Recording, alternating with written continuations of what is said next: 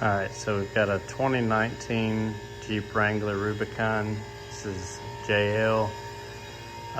This is my wife's vehicle. It's got about 37,000 miles on it now, and she's been complaining about some death wobble issues going on.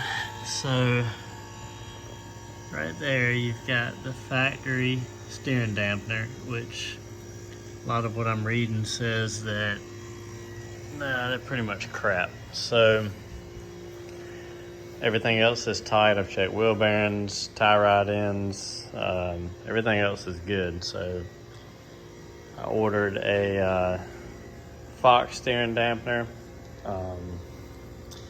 This is the ATS-TS, and Fox's part number is 985-02127. So we get this unwrapped and we'll start this process. All right, so I got a little bit more light on the situation. It's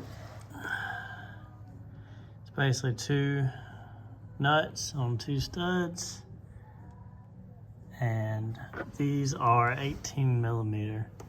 So I'm gonna start on getting these off, and we'll join back up in a minute. All right, so just for reference, this end right here into the passenger side tire, that is a carriage bolt that locks in place. So you really just need an 18 millimeter on the bottom. One on this end, I apologize, I don't have a tripod, but the one on this end is this stupid piece of crap on the back, which for the record, will just about chop your finger off if you stick your hand behind here and put the impact on it. So learn from my mistake. Don't try that. Put an 18 millimeter on the back side, 18 millimeter on the front side. Use an impact, use a socket, whatever works for you, but don't stick your finger back there and go to town with an impact. All right, so the Fox shock requires you to pull off this factory bracket right here. So it's basically just 3 bolts, and they are 13 millimeter. So you got one, and another one back here, which is difficult to get to. Then you have this one right here. Now one other trick I will show you, these are really hard to get to. You can't get on it with an impact because of this bar right here. And you pretty much got to use a box wrench. So I've got this set of metric ratchet wrenches, and you know, they're not real long. You can't get a good grip on them. So one thing my dad showed me a long time ago is if you get in a bind like this, you can't turn it, you're not man enough to turn it, grab you another box wrench, and what you can do is slip it over like this, and it just gives you a lot more leverage. So that's what I had to do to break these loose. You know, you got to just make sure everything's in alignment and that you don't get in a bind, because if that slips and you know you're busting your knuckle on that hog's head or somewhere else, and then you got more cuts and scrapes and cuss words. So just something to keep in mind, but it will help you when you're laying on your back on a creeper and you can't break that bolt loose. So what we got to do now is install Fox's bracket on their shock, and that will replace that factory bracket that we just took off of the axle. So I'll try to do this one-handed. It's 2 Allen screws that it came with. So we're gonna get those started. Hopefully. And like I said, I can't do this one-handed, so I'm gonna try to prop this up.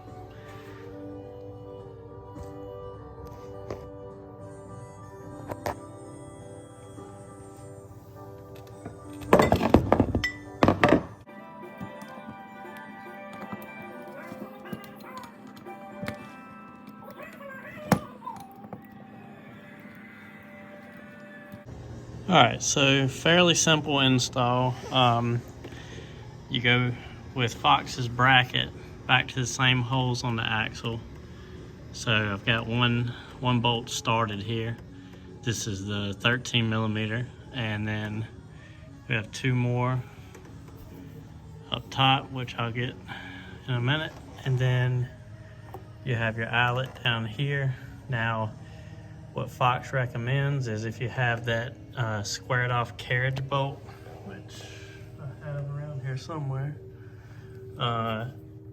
If you have the square carriage bolt that came in it from the factory, it recommends taking the axle side bolt that came out of the factory bracket and actually using over here on the eyelet. So we are going to try that. So basically, I'll drop this bolt through. This one's 18 millimeter, top and bottom, and then three 13 millimeters right here. And we'll check back once it's all installed. Let me get this in and show you what we got. All right, so we have this installed. As I mentioned, this is a 18 millimeter. I went ahead and just used the carriage head bolt that I mentioned before with the square head on it, just because it fits the factory bracket and it wasn't as long as the axle side bolt. So that works perfectly fine as long as you're using the factory bracket here. Now, I will say the most aggravating part of this entire project is, let me see if I can do this with one hand. This bolt right here. I have messed with this for at least the last 45 minutes, if not an hour, just trying to get that one bolt started. Because as you can see, this bar here is in the way. You don't have a whole lot of clearance in there, so just trying to finagle your hand to fit in here to just get even a quarter of a turn on it, it's just about impossible. So you've got that bolt there, and this bolt right here is all that holds this bracket on. So what I did that finally worked was disconnected this and just let it hang. I straddled this tire right here on my creeper, let this rest in my lap so I could swing it out and up. And that finally allowed me to get that in and get it started. So start with that bolt, and then you can stabilize everything with that. Just get it started, hold the bracket up. And then what I did was went back behind the axle and then kind of up and over to work the wrench. That was kind of my easiest angle on this. But yeah, there you have it. As you can see, the Fox TS series is a little bit more advanced than the factory shock, just because your rod is external to the piston itself, so it has room to travel out here. And your gas, or I'm not sure if this is gas or oil on this cylinder, is internal, so it won't build up as much heat. But yeah, it's a big difference. Let me get up off this creeper. It's a big difference from this factory one. And I don't know if you'll be able to hear it or not, but it sounds like there's a lot of air in this shock.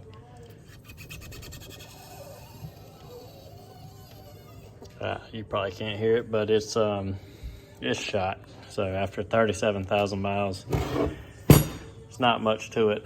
One thing I didn't mention yesterday is where I bought this Fox shock. I bought it online on Morris 4x4. Hands down, would definitely shop with them again. It's faster than current day, 2023 Amazon shipping. I ordered it this past Thursday morning, and it was here by Saturday morning. So, it's super quick shipping, great people to deal with, and the lowest price I found on this particular shock, or steering dampener. So, definitely would shop with them again. Great customer service. But anyways, don't forget to click and subscribe. Hopefully have some more videos coming soon.